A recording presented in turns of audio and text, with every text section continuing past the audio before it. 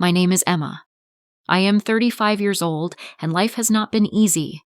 I have 2 children, Lily, who is 11, and Ethan, who is 7. They are my whole world. Everything I do is for them. I lost my mother when I was very young. A few years later, my father had passed away too. I thought I had faced the worst, but life was not finished with me yet. I got married young, thinking it would last forever. After 12 years, my husband said he did not love me anymore and left. Ethan was only 2 years old. There were no calls, no support, no help, nothing. From that moment, it was only me and my children. We live in a small apartment in Vista Creek. It is not much, but it is our home.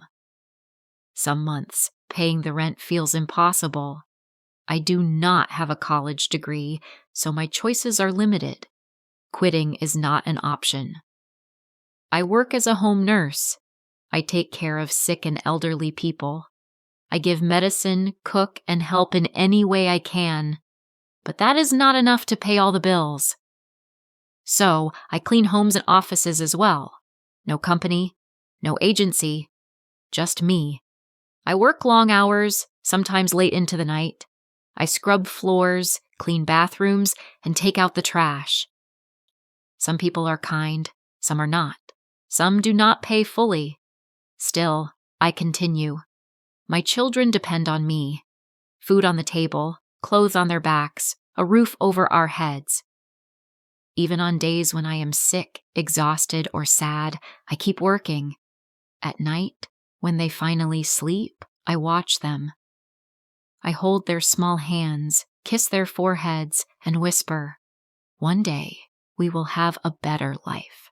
This thought keeps me going. Then, one night, everything changed. It was raining heavily. I had finished work and was walking home with Lily and Ethan. The streets were empty, and the wind was very cold. Lily held one hand, Ethan held the other. "Mama, I am cold," Ethan whispered. I pulled him close and wrapped my scarf around him. "Almost home, my dear, almost home." Then a bright light appeared. There was a loud crash.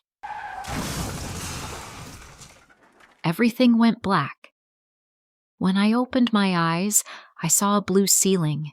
There were beeping machines and the smell of medicine. I was in the hospital. Panic filled my chest. My children, where were they? A nurse came quickly. "They are safe," she said gently. "Do not worry." I could not stop crying. Minutes later, the door opened. 2 small figures ran in. "Mama!" they cried, hugging me tightly. Holding them, I felt both relief and fear. Then the doctor arrived. His face was serious. "Your leg is broken," he said. "You need surgery and weeks of rest." "Rest," I whispered. "I cannot rest. I have work. I have rent. I have my children." He shook his head gently. "Right now, you need to heal." Then came more bad news. The cleaning supplies I borrowed were ruined. I had also accidentally damaged the front of a luxury store. They said I owed $25,000. $25,000? I could not breathe. That night, after the children slept beside me, I cried quietly into my pillow. I did not know how we would survive. Then, something unexpected happened. The next day, my story was shared online. People saw my children, the struggle and the accident. Complete strangers began sending messages. Some even sent money. Then the phone rang. A deep voice said, "I heard your story. I want to help." Fear and hope mixed in my chest. "Who are you?" I asked softly. "You will see soon," he said. 2 days later, a group of people entered my hospital room. They brought flowers, warm clothes for the children, and food. Then a young man stepped forward. "My name is Ryan. he said gently. You do not know me, but I know your story.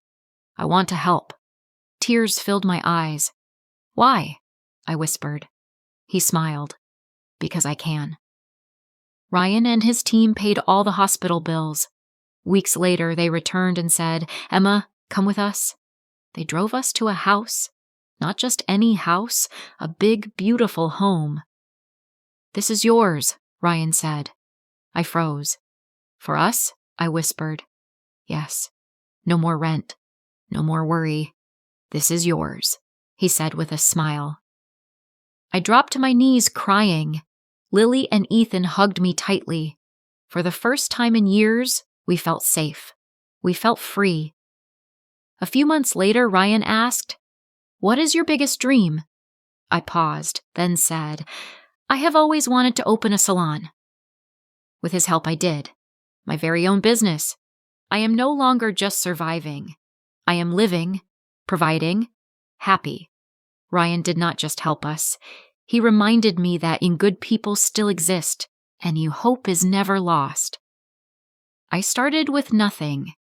Now we have a home, a business, and most importantly, a happy family.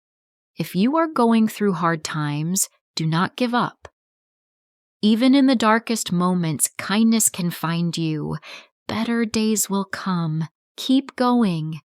If you liked this story, please like, comment, share, and subscribe.